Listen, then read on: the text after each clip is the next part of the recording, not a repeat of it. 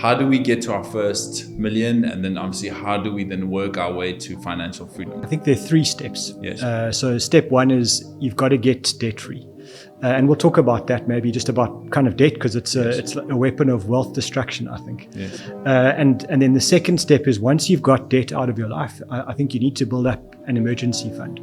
Then the last step is getting to the point where your assets, so the things that you own, can look after you from a financial point of view. Warren Ingram is an award-winning South African financial planner, best-selling author, and media commentator with over 25 years experience. He co-founded Galileo Capital and has been named Financial Planner of the Year and has earned multiple media accolades for his financial journalism. As the host of Honest Money and a contributor on 702 and Cape Talk's Money Show, Warren makes complex finance accessible, inspiring listeners and readers to achieve long-term wealth.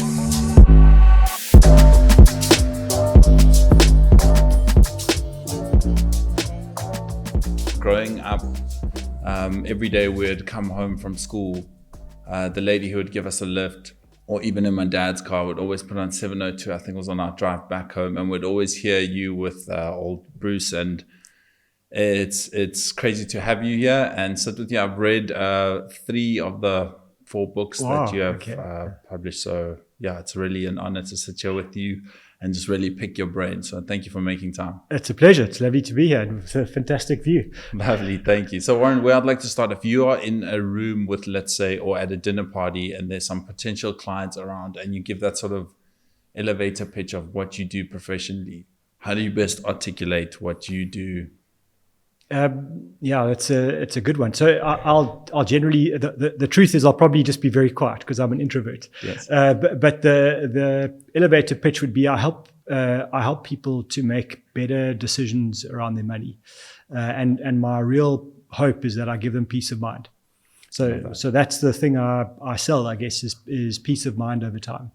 I love that. So if we were to start, before we get into your life story and just learn more about you, I'd love to just jump straight into your profession and, assisting our community. As I mentioned to you earlier, we have like a big creative community. And so I'd love for you to drop some gems for us. So, I mean, where would we start? Where do we start with investing? How do we get to our first million? And then obviously, how do we then work our way to financial freedom? Like, what is the beginning? When you sit with a new client, like, where do we start? I think the understanding financial freedom, I think there are 3 steps. Yes. So step 1 is you've got to get debt free. And we'll talk about that, maybe just about kind of debt, because it's a weapon of wealth destruction, I think. Yes. And then the second step is once you've got debt out of your life, I think you need to build up an emergency fund. When you're in an industry where your income is probably not fixed, where you're not getting a basic salary every month like all the parliamentarians outside, one of the things you need to think about then is how do I manage myself when the income is in a down season, and then when things are going well, what do I do to provision? So I think having a proper emergency fund helps you with that, and maybe we can expand on that a bit. Then the last step is getting to the point where your assets, so the things that you own, can look after you from a financial point of view, so that they can give you some kind of an income stream that covers your lifestyle costs. I think there's a huge difference between financially free and wealthy. Yes. So maybe we should just talk about that for a sec, because you can have 50 million rands of the assets, and in anyone's measure, you're a wealthy person, but that doesn't mean you're financially free. If you're living on 5 million rands worth of expenses a year, you drive the flashy cars, you fly first class everywhere, you're spending 1/10 of what you have in your assets. And it's impossible for your assets to grow that fast that they can look after you, keep pace with the cost of living and all of that. So you might be wealthy, but you're not financially free.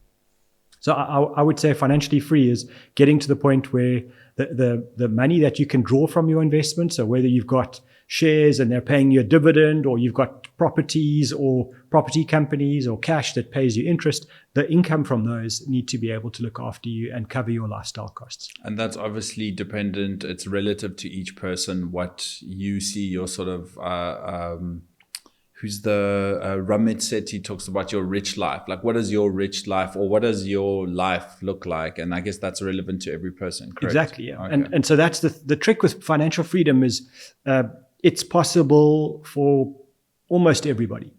It's not necessarily possible for us all to be wealthy. So if you can set your life to say, let me just take care of my basics, like the things that are important to me, and what does that cost me to live in a year, and then get to the point where your assets look after that, you can step up from there, right? So I think there's this movement called FIRE, financially independent, retire early. And I'm not an admirer of that, because it kind of forces people to live like absolute hermits and have no joy and no fun. And I don't think that's your rich life that you're talking about. So getting to the point where you say, this basic level of life where I get some reward, some meaning, some purpose, and I get to eat and live in a place, what does that cost me? And once you get to the point of looking after that, if you're continuing to work for money thereafter, it means you're doing that for fun or more purpose, more meaning. You've got charities that you want to support, etc. So I mean, I think it's true that we've got to set our lives. And some people have an aspiration. They want to wear the big brands. They want to live large, and they want the world to see that they're doing that. That's great. Their financial freedom number is going to be enormous. And that's their call. You make the decision. So if you are in an industry where money's money's always tight for everybody. But if money is not smooth and kind of consistent, then saying to yourself, okay, let me set aside, when times are good, let me set aside money so that, I don't always have to work to sell something to make a living at the end of the week or the month. If I've got enough, then I can do the work that's meaningful to me, and hopefully that's productive and makes me money. I love that. Okay, so talk to me about the 3 steps. Let's get into the details. How do we get, first step is we need to become debt-free. Okay, let's talk about debt. So there was an old cowboy movie called The Good, the Bad, the Ugly. Oh, I love that. Clint Eastwood. Clint Eastwood, yeah. So that's the same with debt. Good debt is when you borrow money to buy something that's going to grow in value. So for most of us, that'll be our house. It'll be our property. And unless you buy a property in Joburg, the likelihood is it's probably going to grow over time. And so borrowing money where it's affordable, in other words, that you can pay all the costs of the debt. If it's a property, that you can pay the rates and the maintenance and all of that stuff. If you can buy that with borrowed money and pay it off over time, I would consider that to be good debt. Neutral debt, or what's it, the good, the bad, and the ugly. So that would be good. Bad debt would be when you borrow money to buy a car, but you're pretty much using all of your money to pay for the car finance. In other words, you're buying a car to impress, as opposed to the car that just gets you from A to B. I think one thing lockdown taught all of us is, our car fixation, which is kind of a South African thing. It's an expensive habit. And when you're sitting locked down and your car is sitting in a parking lot doing nothing, earning no money, is it really necessary? So I would say there that, if we get to neutral debt, would be borrowing some money to buy a car that's affordable. And the reason you borrow the money to buy that car is because you need to earn a living, and the car helps you earn a living. Then I think, fine, that's okay. Mm-hmm. Ugly debt would be where the money that we use on our credit cards, personal loans, overdrafts, and 99% of the time, what we're buying has no value for resale. So you're buying something, the classic thing about you're going on holiday, you fly now, pay later. It's great. The holiday is giving you meaning and purpose, and it's rewarding, but you have to pay for it, and you can't sell that holiday thereafter. So those are bad debts to me, and those are really ugly, in fact. And if you think about a credit card or a personal loan or an overdraft, it probably costs you about 25% a year on interest. Now, a lot of us can't do percentage calculation, so that doesn't mean anything. But let's say you borrow 100,000 Rand on a credit card and you don't pay off the interest. It means that in 3 years' time, that 100,000 is 200,000. 3 years more, it's 400,000. It's a weapon of wealth destruction. So that's a thing I think we should avoid. Now, if you go to a personal trainer, and you say, I need to exercise or I need to get fit, they'll always give you exercises, things you can do, and they're always going to tell you you're not doing enough. And I hate being the personal trainer of money. So it's about making a choice, making a conscious decision to say, what's important to me? So I want to borrow this money because I want to look good, and it's important to me to look good. So I'm going to, get a store card debt, or I'm going to buy clothes on credit card because there's a persona I need to project. And if that's really important to you, okay, it just means that things like financial freedom are delayed. Not impossible, but you're pushing that goal out. if that stuff is not important to you, if you don't need to project and you want to get to the point where no one owns you, and just know, like, if you're borrowing money from the bank, they own you. That's it. Like, you work for the bank. Yeah. And for me, for example, I'm an entrepreneur. Don't tell me what to do. Like, I can't stick having people telling me where to go, what to do, or where to pitch up every day. Yeah. And a bank is telling me that all day long. So I'm not going to owe the bank any money if I can possibly help it. And so for me, that's why I wear simple clothes, because I want to make sure I'm financially free. And then I'll do what I want to do when I want to do it. Other people don't care about that stuff. They don't mind. And so making those trade-offs is important, finding out what's of value to you, what gives you purpose and meaning. I think that's important. But step one, if you're in it's almost like the gig economy, right? Like you're working, you're doing things to make a bit of money from time to time, and sometimes it's great money and sometimes it's not. Yes. Then I would say no credit cards, no personal loans, no overdrafts. If you need to borrow money to buy a car, get that out of your life as fast as possible, and then drive that car until it becomes almost unsafe to drive. And then, if you've got a home loan or mortgage, fine. Don't put yourself under huge pressure to pay that off in 5 years' time. If you've got a 20-year mortgage, you could say to yourself, let me give myself a goal of paying it off over 15 years. So pay it off a bit faster, because it makes a huge difference. But then you've kind of covered debt-free as step one. Emergency fund, so step two. Yes. If you're in a predictable career, or you've got a predictable income, your emergency fund should be big enough to cover 3 months worth of your expenses. Mm-hmm. So if you're spending 20 grand a month, you want 60 grand. If you're in an unpredictable career, and your income is unpredictable, or you're in a predictable career, but you're hearing that there might be retrenchments, they're going to be downsizing, you want to push out your emergency fund so that it covers half a year's worth of your expenses. Okay, that makes sense. It's amazing that once you've got an emergency fund, emergencies don't happen.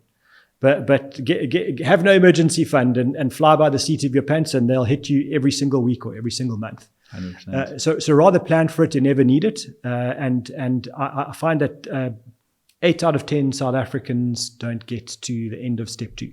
So they can't get debt free and have an emergency fund. And they might be 65 and it's the end of their careers. So it's a heck of a goal for us to achieve.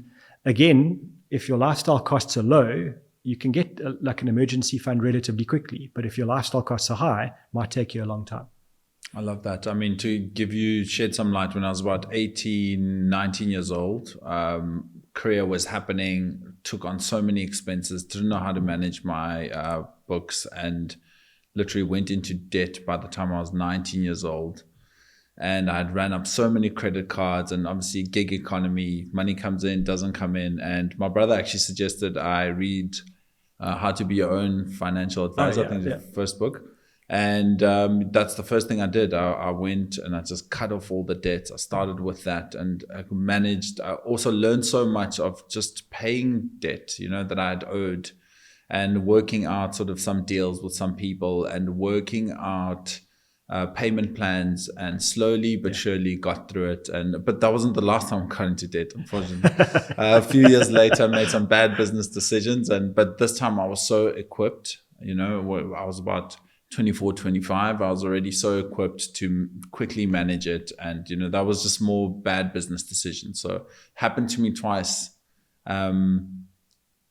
And I think, the first time around, I remember just the pressure of being in that situation and the psychological sort of world I was in, where it felt like everything was melting, and the second time it felt so much lighter. So I think, just to everyone out there, that it is a process, but it's not the end of the world, right? Yeah, it's not. You're not some, now they're going to come lock you up, and unless you've obviously traded on some big company recklessly. I mean, different story, but I think there's not enough. I wish the stuff was taught in school. I wish someone sat us down in school and said, guys, okay, let's talk about this.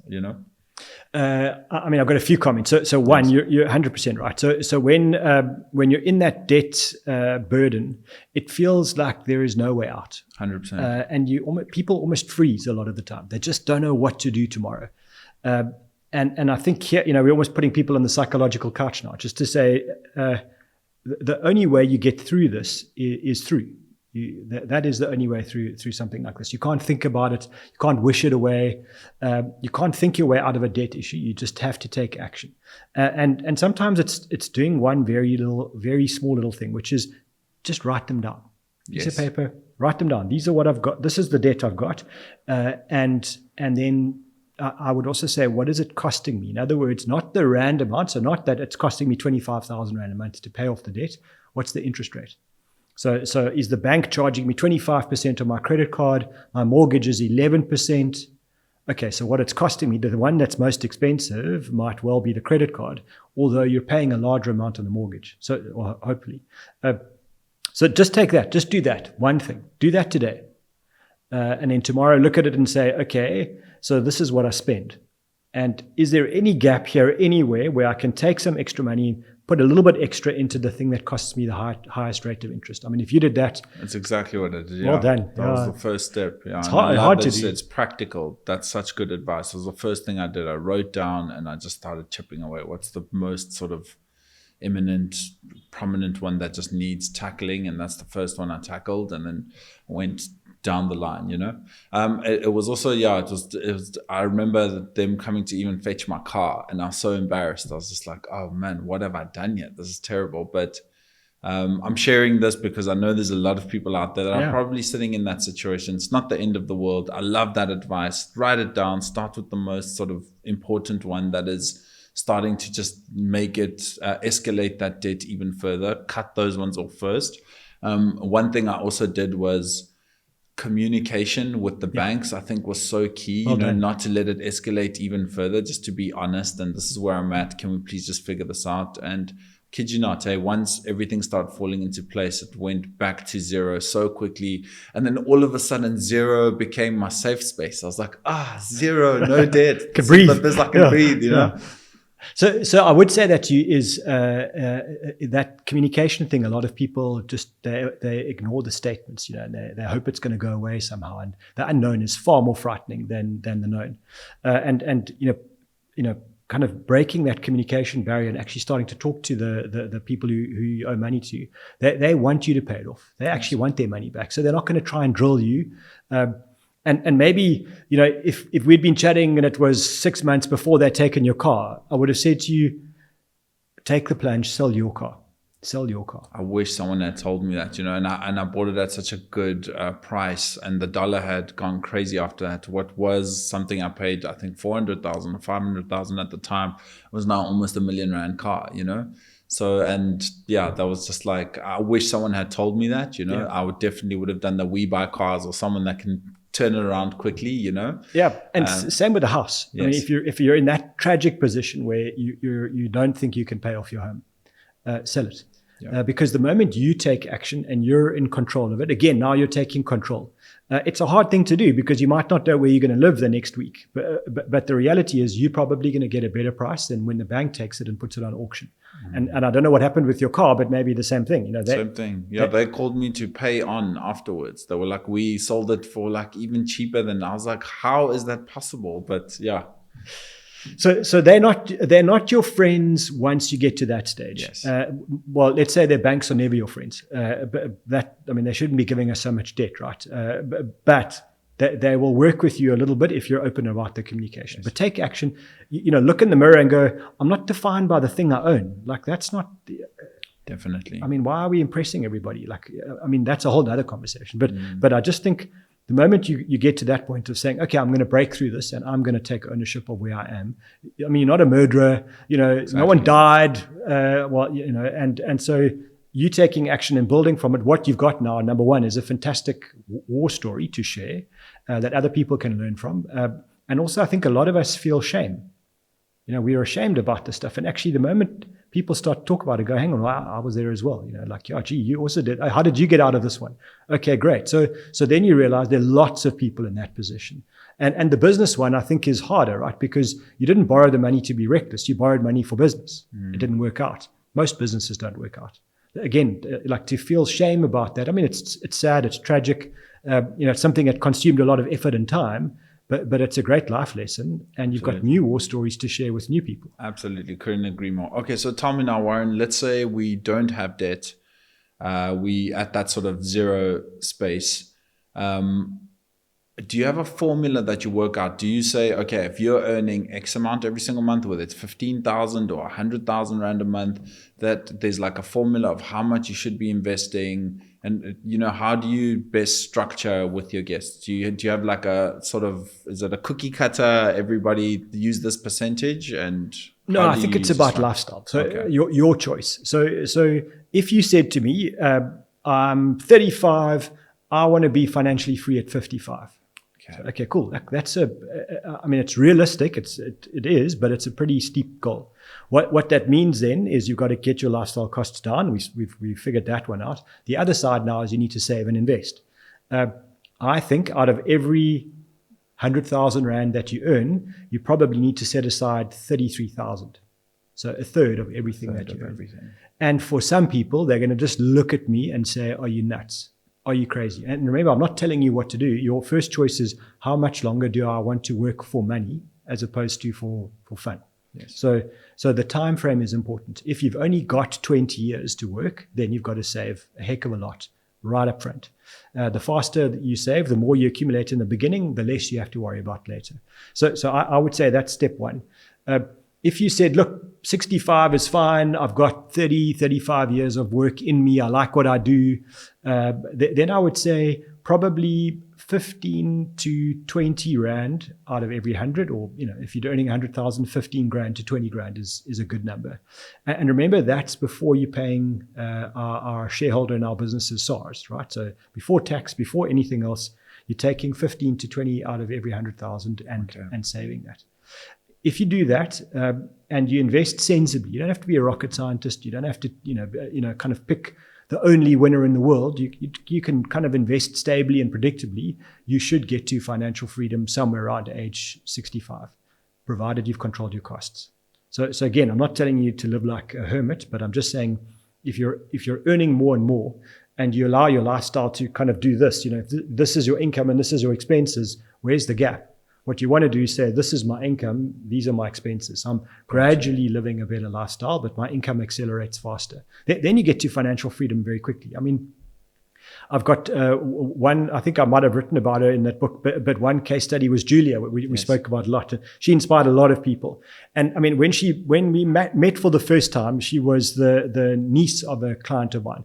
And the client said, look, I know you don't look after young people. I generally look after wealthier people. Just meet her. And I met her and she was quite impressive, but I just thought, I've seen this movie before. I'm going to tell her to save a third of what she earns. I'm going to tell her to come back in a year and show me her statements, and she wouldn't have done it. And flip, she did it. So she took a third to half of what she earned. I think she drove a 13-year-old Opel Corsa Light. That was the deal. Like, the car was safe. It was reliable. Didn't care about what it looked like. It got her from A to B. She traded off like not living in a fancy apartment. She kind of stayed almost in like the student level accommodation for much longer than most of us would have done, because that wasn't key for her. Freedom was important. She traveled like a madwoman. I think she hit 84 countries in 10 years. So it's not like she didn't do anything, but she made those trade-offs. A third to half of what she earned. And she got to freedom, I think, at about age 40. So you can do it. Incredible. Yeah, there's another guy, Jamal Robinson, who I'm going to have on the podcast. He was basically a Google engineer, but, throughout his career, even when he was earning, $50,000 a year to all the way up to when he was earning almost over $1 million a year, he was just putting back. And, he did this like CNBC documentary where they followed him, and he had a number. He said, my number was to get to $7 million. But then when he got to 3 million, he thought, you know what, I'm happy with this. I think the 3 million paid him out $185,000 a year, somewhere there. And he pretty much retired at the age of 40 and said, I'm happy. Now he's a DJ. He goes around DJing and playing gigs and like building his career that way. He has a podcast and he lives in Dubai. And he says he prefers it to being in the States. He's not paying tax, that's why. Yeah, exactly, yeah. But that's his life. And he comes to Cape Town and he does his thing, and he's like, seems he's super happy and found his thing, And I think it's so powerful once you start getting to the point. I'm not saying when you absolutely reach financial freedom, but once you get closer, it's interesting how your career takes a turn. Because a lot of the time when we're working with that financial pressure of we have to get to the end of the month, make enough money just to feed ourselves, etc., etc., I'm not sure you're getting as much purpose and meaning from your work as you would. But once you've gotten closer to that point, you're starting to either take on work that you like, or you're declining the jobs you really hate, or you're starting to say, well, I believe in this, I'm going to move myself in this direction. And when you're not that worried about the money at the end of the month, it's amazing how much more productive you get. And I'm not saying productive now, you're working much harder, but just things get better. Yes. And so his story is interesting because there's a fantastic book by John Bogle. He was the founder of a business called Vanguard. He wrote a book called Enough.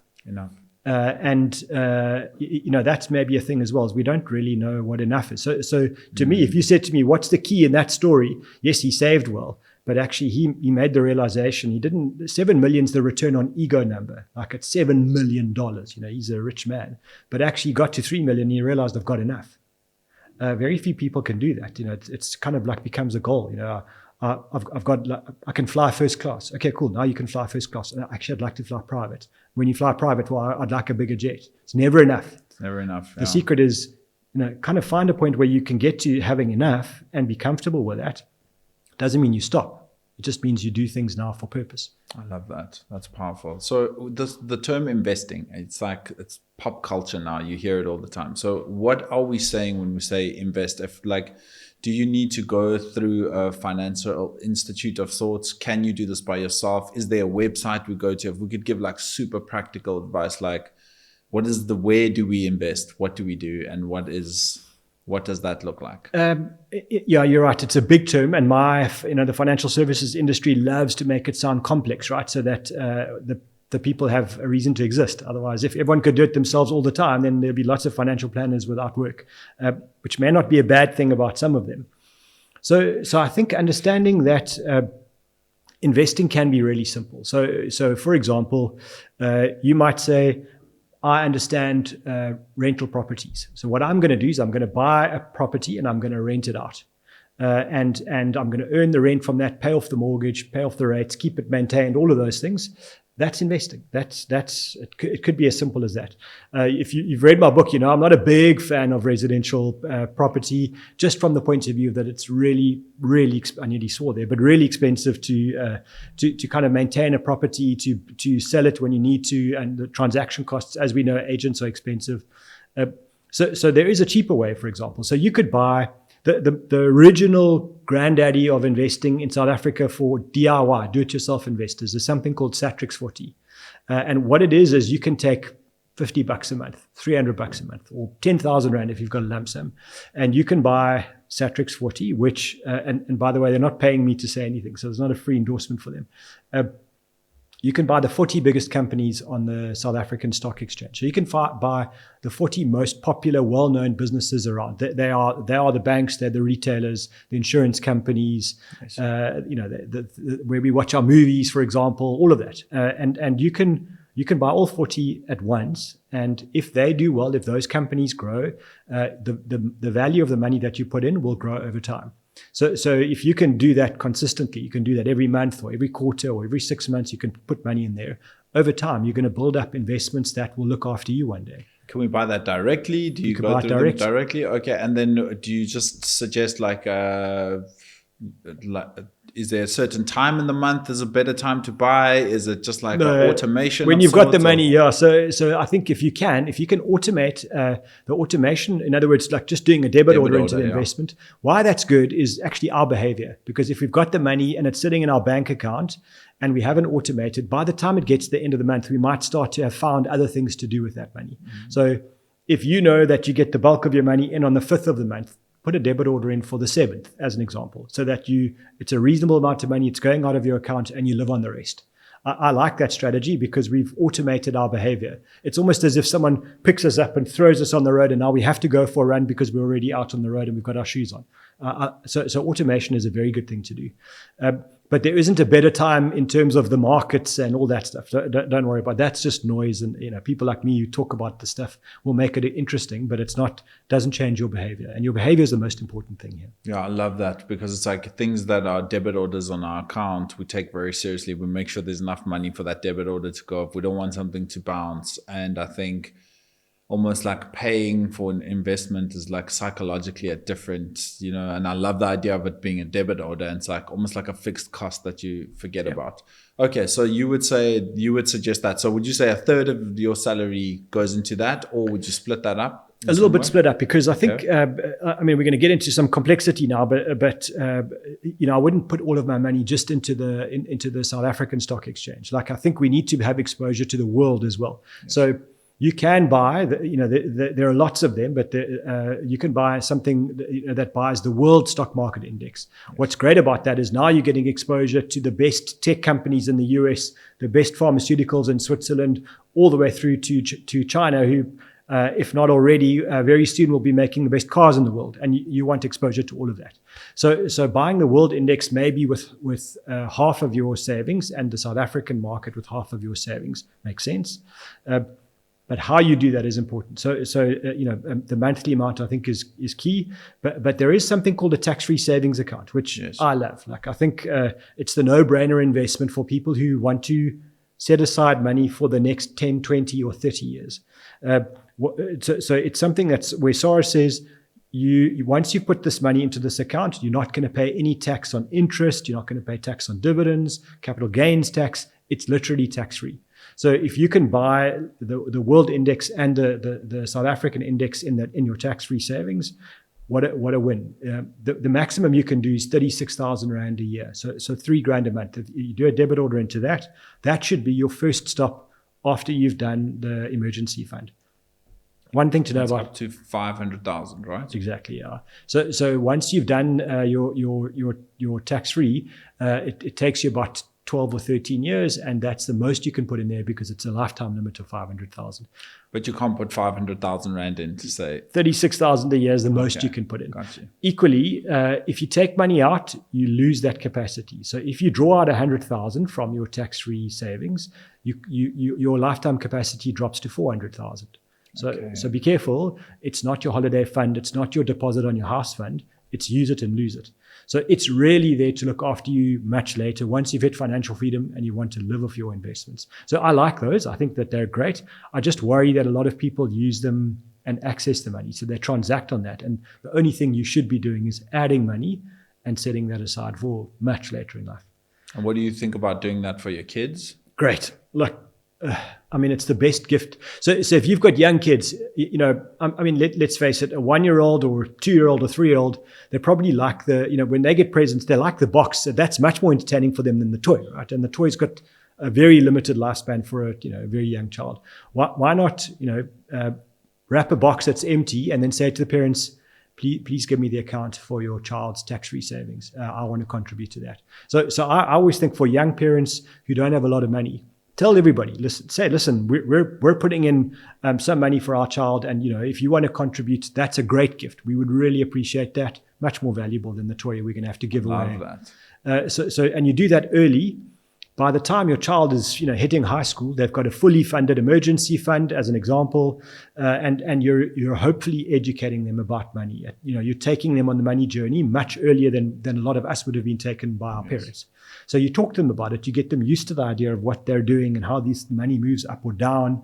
By the time they're 18, you hope that they don't cash it all out, because that's a risk. That's a big risk. Yeah, and know your 18-year-old self. I know my 18-year-old self, I would have needed a lot more education to not draw that money. Yes. But if you can delay, by the time they're 30 or 40, they're probably financially free. That. Or you know what you do? You get them a tax-free saver, and then when they turn 18, you draw all the money and you go on holiday with your wife, and you say, see, if you start saving now, by the time that's a life lesson. Teach them a good lesson.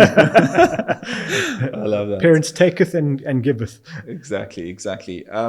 Okay, so you think, and then how would you split those between local, international, tax-free saver? Would you do like, I would do half and half. If you can, okay. half. Because, often people think that when you say something like that, you're making a call on the future of South Africa. Yes. South Africa is terrible, that's why you must put half. It's not that. When you're investing, your time horizon is not 3 years' time. Your time horizon is 10, 15, 20, 30 years away. We don't know what the world's going to look like then. Yeah. So having exposure to the world means that if China and India become the dominant economies in the world, you really want exposure there. You want to know what the next Apple's going to be and what the next Tesla's going to be, and it might come from there. And so having everything in South Africa means you won't have exposure to those. Equally, having some of your money here makes sense because this is where you're going to spend. So you want to have rands and rand-based investments that look after you, so your overseas investments can grow. So I like a half-half split. Okay. For every, if you can maximize your tax-free, so let's say you're doing 3 a month, then maybe what you want to do is take some extra money because your emergency fund is done now. There are these things called retirement annuities. Nice. And they get a really bad reputation, probably deserved in the past because they were expensive. Insurance companies sell them. Then you get locked into a contract. You can't move. There's penalties and all those things. But you do get RAs offered by exchange-traded fund companies or unit trust companies where there's no contract. They're not charging upfront fees. You're allowed to move it from company A to company B. I love those because if you put money into a retirement annuity, SARS actually gives you money back. Okay. They actually reduce your tax by the value of the contributions that you've made. So you put in 100,000 rand, and let's say life's good, and you're paying 45% of your earnings to tax. You're going to get back 45% of that 100,000 that you've contributed as a tax break. So that's real money. Wow. So make sure that you choose tax-free and RA. And match. So if you've got to $3,000 on your tax-free, why not do $3,000 on your RA as well? I love that. And then do you do that through a broker, or is that something you can also do? You can also do direct. Where would you do that? There are lots of good unit trust companies. So I don't want to give free advertising to the unit trust companies, but a lot of the unit trust companies will offer this. There'll be a lot of exchange-traded fund platforms that will offer you the same, offer you an RA as well. Just spend 10 minutes on Google. And check out where can I do a low-cost RA. You'll see them. Low-cost RA. Okay, perfect. And in terms of investing abroad, is there any sort of exchange or anyone that you could suggest people use? There are quite a few. I would start actually with a rand-based overseas investment. So for example, we spoke about Satrix 40. You get the Satrix World. So you can do a rand debit order into a world index from here. Okay. Core shares now called 10x, they also offer them. There are a lot. So do a little bit of homework. But the one thing I want to say is try not to be too clever. One thing about investing is we need to be humble. Like we need to know that a really successful investor is right 51% of the time.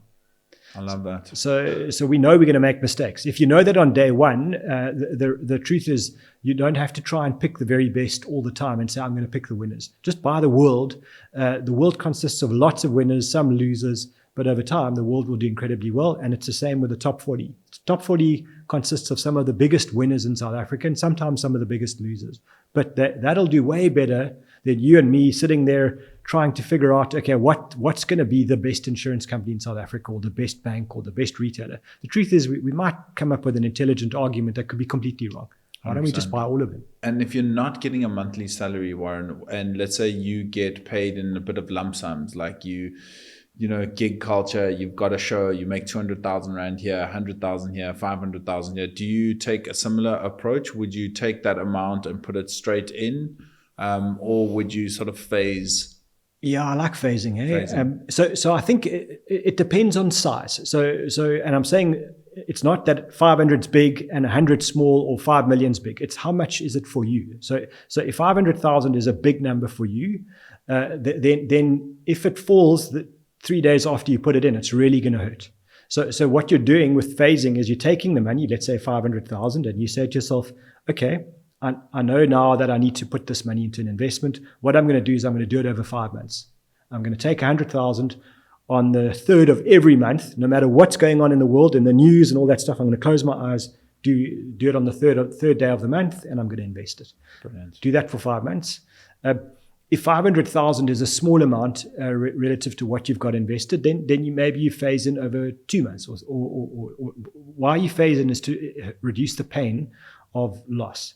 We feel the pain of loss much more than we feel the joy of winning. Strange thing about human beings, but doubling our money is not nearly as exciting as it is painful to halve your money. And so you want to avoid that pain because then you make better decisions. So phasing in does that. Equally, if you need to draw money, let's say you're going to buy a house cash one day because life's been good and you've invested a lot. Don't draw it all out in one shot, unless you happen to be that lucky person that you've picked the absolute peak of the market, and you won't know that until time has passed. So I would draw out money again in batches and do it over time. I love that.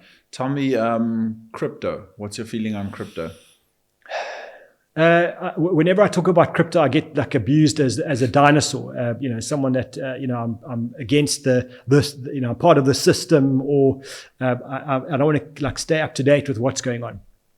And what I felt about crypto, I think I'm not a crypto expert, but I think it's probably somewhere around 15 years old now. Do you agree? Yeah, somewhere there. Yeah. If you look at the impact of crypto on an everyday person's life. So not the people that are focused on crypto, but every day, like the everyday Joe. I don't know that half of everyday people are using crypto. Let's contrast that with AI, artificial intelligence. AI kind of took off in the world's consciousness about 3 years ago. And I think 75% of us are impacted by AI already. Yeah. So just contrast those two things. So crypto feels more and more to me like a very good solution that's trying to find a problem. And AI is just solving problems all the time. So there are lots of problems that AI is solving them. I'm not saying it's going to solve all problems, and it's got lots of flaws. But when I look at crypto, I understand the use case. I understand people are. The original fundamentalists were saying the system's broken. The financial system's broken. It's rigged against us, and there's some real valid criticism around that. Yes. So then let's create an alternative where we don't need to trust anybody. We've got a trustless system, and look at me throwing jargon around. Great. So now you and I can transact. It's instantaneous. I can't defraud you. You can't defraud. Okay, cool. But we're not using it. It's not happening. It's not happening on volume. The thing that's made cryptos more acceptable is actually the adoption by the very system that they don't like, that the original crypto evangelists were so fundamentally opposed to. So again, it's about a solution looking for a problem. And that crypto is becoming more and more widely adopted is true, but it's because now all of a sudden you can buy an exchange-traded fund of cryptos. You can buy companies that are listed, and now regulators are looking at it. The very regulators that the crypto evangelists really don't like. And so for me, when those kinds of trends start to build momentum, I don't jump in, because I wouldn't mind understanding the story better. And if I think it's expensive, or if I think it's a very clever solution, but I don't understand the problem it's solving, then I'm going to say it. And I'm certainly not going to chuck money into it. And that's what I felt about crypto all along. And sometimes I feel like a hero because crypto halves, and I think, okay, it's okay. I'm glad I missed out. And then it doubles, and then I think, gee, bit of FOMO. I wouldn't have minded jumping in. Yes. But I think to use it as a transaction mechanism, it's hard for me to understand that, because if something can double in a very short space of time, I'm not sure that I know how to transact on that. It's also it's been very expensive to get from the crypto world to the bricks and mortar world, and the transactions there have been expensive. It's getting better. Everything's improving all the time. But you look at the quantum of transactions that a business like Visa does, and how cheaply they can actually do it. And at the moment, I would probably trust Visa to take my money and transact more than I would some platform. Some crypto platform. So maybe crypto solves a lot more of its problems, and maybe we get somewhere. Yes, I know they're stable coins, but they're linked to the thing nobody trusts. Like if you think the Reserve Bank in America is not running the economy very well, then having a stable coin linked to the dollar doesn't really solve the thing you were worried about in the beginning. And so it would have to be something else. And I think the system that exists today is the best system available. And I don't think crypto, to me, solves the system. And blockchain, I think there's a lot of use case for blockchain. But again, I'm not seeing it being widely adopted by lots of large businesses all around the world to the same extent that they're jumping into the AI world. Yes. So long answer to your short question, I'm not a fan for now. And it's not a principled thing. It's like show me the case, show me what I'm quantifying and how I'm going to build sustainable wealth over a period of time, and I just don't see it. Yes. So for me, it's gone from being a method of exchange, a method. In the old days, you had a check, then you had a note, and now you transact electronically. And it felt to me like that's maybe where the use case was. Yes. Then it became a speculative asset. And I didn't like that because, then it created hype. And hype and investing are not the same. Hype is how people lose money. And that's how people have lost money over thousands of years, by being sucked into hype. So it can't be around hype. I would avoid anything that's got hype. Maybe it plays a role similar to gold. It's a store of value. I want to ask you, The thing about gold is while it's sitting there, it generates no interest, no dividends, no rent. So it sits there. And it can double, it can halve again. And if I look at, I've had the privilege of nearly 30 years of studying and working with very wealthy individuals and families. Yes. And they all hold some commodity exposure, but it's 5% is the average. If you study the world's wealthy families, 5%. Now, some families will have more and some will have less, but you do the average, and these are intergenerational wealth families. These are people that, that they're never going to spend what they have. That's 5%. Really? And so if that's the space that crypto is going to play, if it's going to fulfill that role, then that's what you're talking about. It's 5% of the opportunity. When you study it and you look at a graph of gold and you track that with Bitcoin as an example, it's interesting that it sometimes moves in a similar pattern, and sometimes that pattern breaks. So when the world becomes really fearful, if crypto is a non-trading, non-hype asset, then you should expect crypto to go up. Right? The world's very fearful. The system's going to fall over. Crypto prices should go up. Sometimes it does that, but sometimes it actually falls. It falls alongside the riskier assets. So it falls alongside the stock market. So it shouldn't do that. So I think it's too old now to call it a new asset. It's been around now. It's, if it was a human, it's nearly finishing high school. You can kind of figure it out now. You can, by the time a child is 15 or 16 years old, you pretty much got an idea of what that human being's going to be like. Crypto is 15 or 16 years old, and it still doesn't quite know what it wants to be. So I'm not a fan. I know people will tell me how much money they've made, but I think they're at the margin. They're not millions of people worldwide who really have retired off crypto. There are some, and they're on podcasts. They've got videos and they've got followings. On TikTok. And they talk about being wealthy. But then why are you on TikTok? Like, why do you not just keep quiet? What's the game here? So I don't like the people who talk about how they made money as a way of making money. Yeah. So I got to say then, because if anyone's listening and they're going, oh, hang on, you've written books. All of the money from my books goes to put kids through school, not mine, other people's kids. So I don't write about money. I don't talk about money for money. That's my kind of penance for being a human being. I've got to give back. I love that.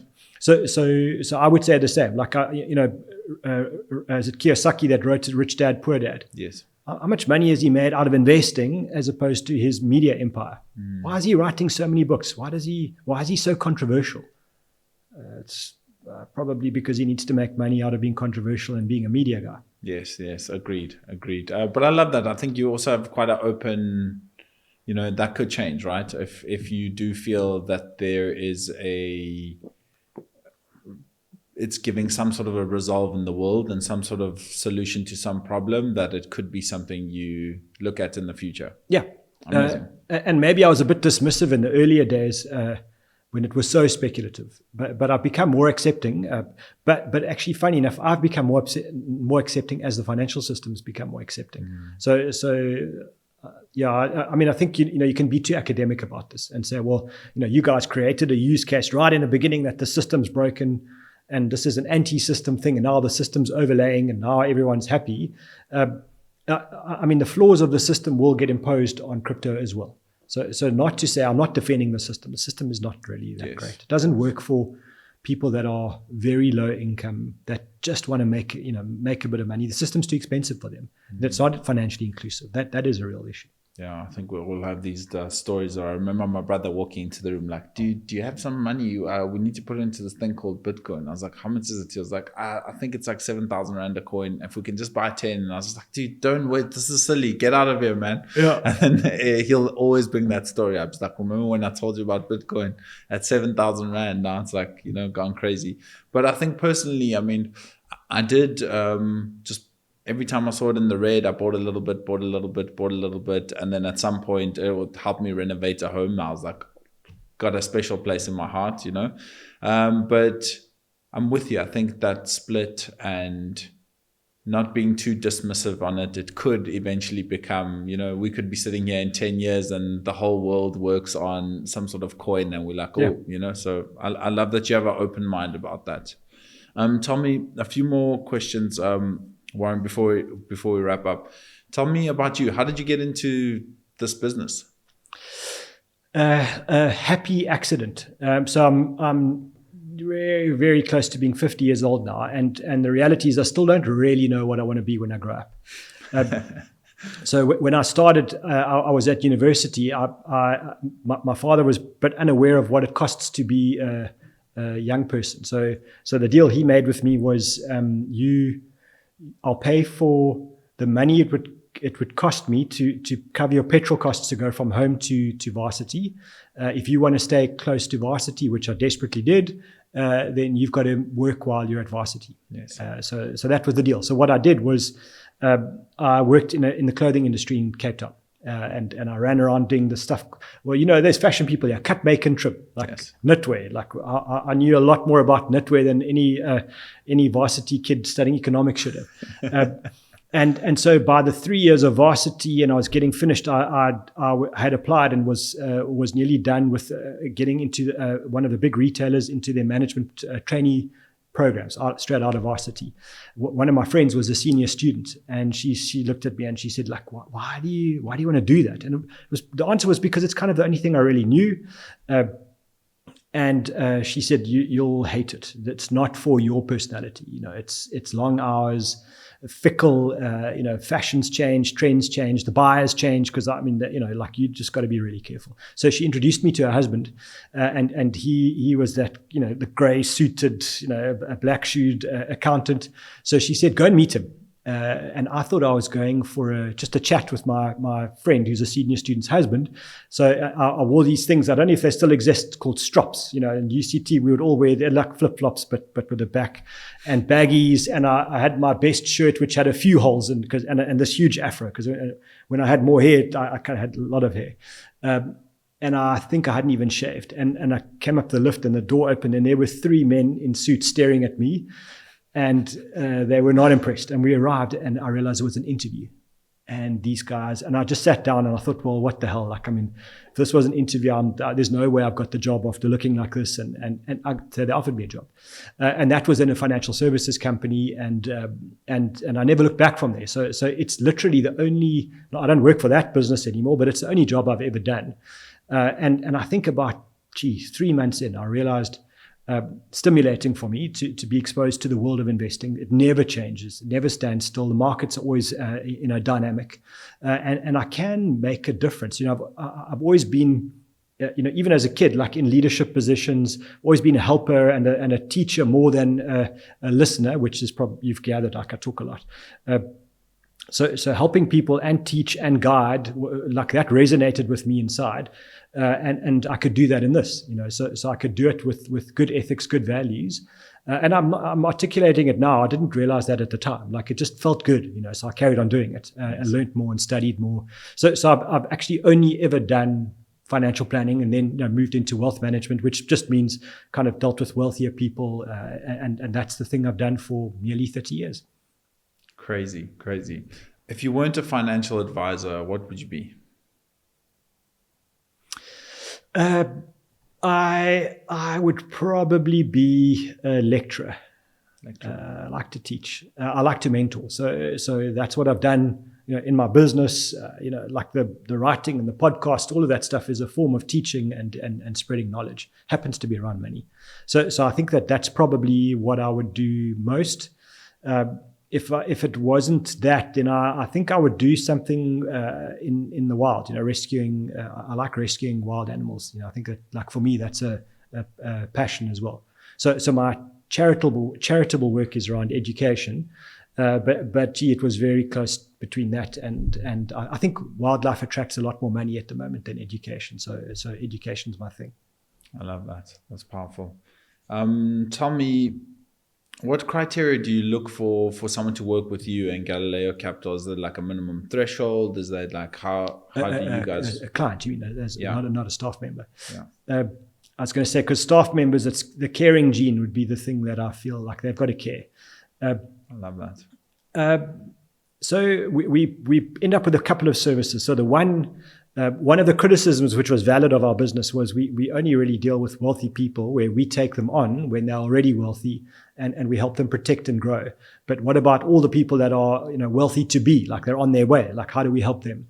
So a few years ago, we started an hourly service where someone can book an online consultation. They get to spend time with a really experienced, high-quality wealth manager, but they're paying for an hour, and they get all the answers to the questions they've got. I mean, unless they've got lots of questions, they might need to pay for another hour at another time. But they're getting what they need to be able to implement some kind of a plan. I love that. When you're starting out, you don't need like a thesis of a plan.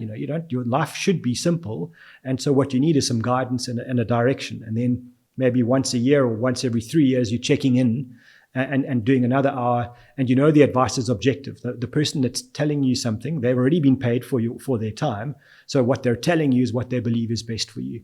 So we did that. So we cater for a lot of younger people or people that don't have big assets, but they've got big income or they've got big aspirations. And then we've got people that on the other side, where they say to us, look, my family's got more than 5 million rands worth of investments. Can you guys take over? We don't want to fly the plane anymore. You fly the plane and just tell us how we're going. So then we become their co-pilot and we look after them.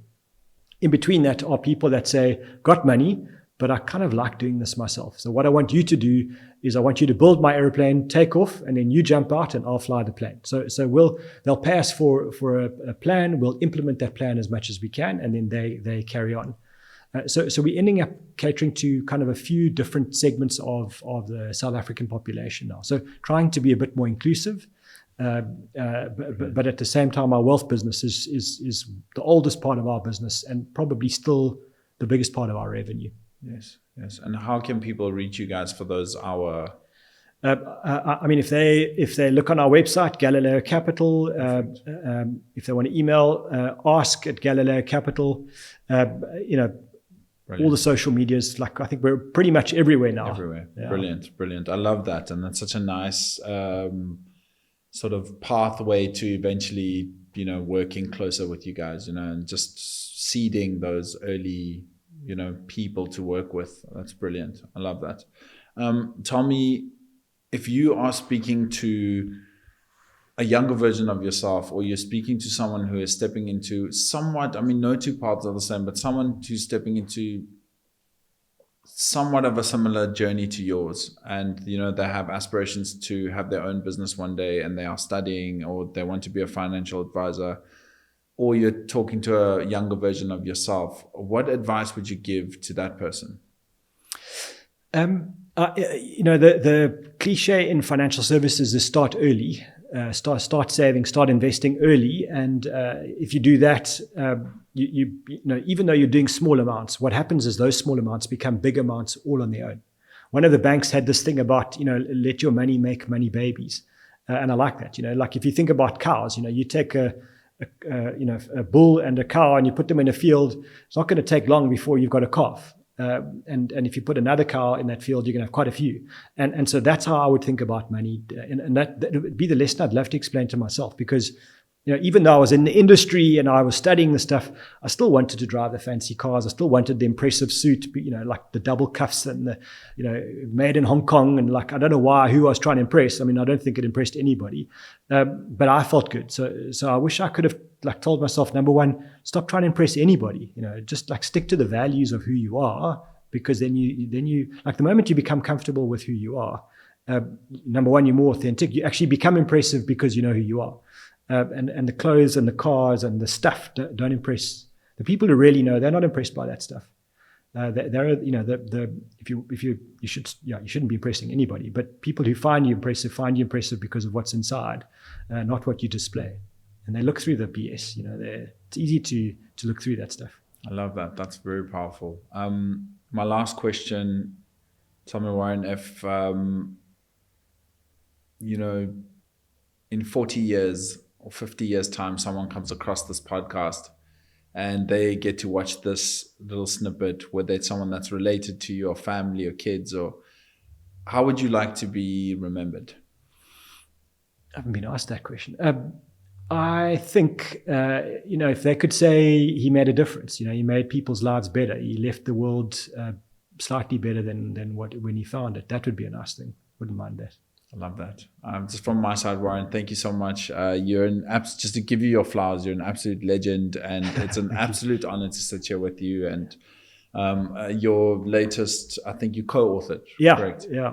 Small Changes for Big Results. I'm really, really enjoying it. I love that this book is almost like look in, then a lot of the books are like so practical advice and just such incredible case studies. And then this one, I love that it's almost the work within, and the case studies are also just so relatable, and the different people, you see yourself in so many different characters. And I think it's a phenomenal book. And thank you. And I appreciate that. I want to just say one thing around that book. What bothered me about money, we talked about financial literacy. It should be taught at school. And I agree with you that should be.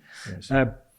But if you can read and you've got some form of education, why and that describes a lot of people in the world. Why are there still so many smokers? And it's not literacy only. It's not education only. There's a behavior.